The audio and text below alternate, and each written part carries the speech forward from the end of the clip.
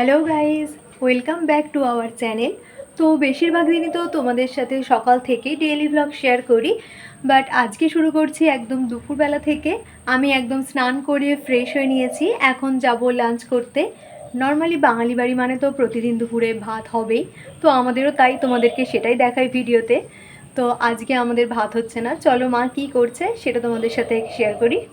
আজকে আমাদের লাঞ্চে রয়েছে কচুরি বা পুরি যাই বলো না কেন সেটা। তো এই যে এখানে মা অলরেডি রেডি করে রেখে দিয়েছে, আর অন্যদিকে এখন ভাজা চলছে।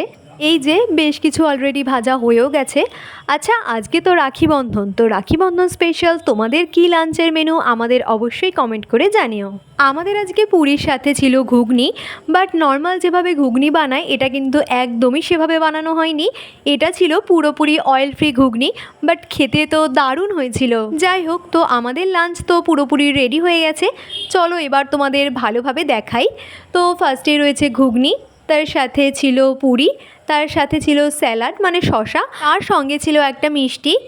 তো চলো ভালো করে আজকে আমাদের প্লেটটাও সাজিয়ে নিই। আর আজকের এই ছোট্ট ভিডিওটা এই পর্যন্তই। Bye bye.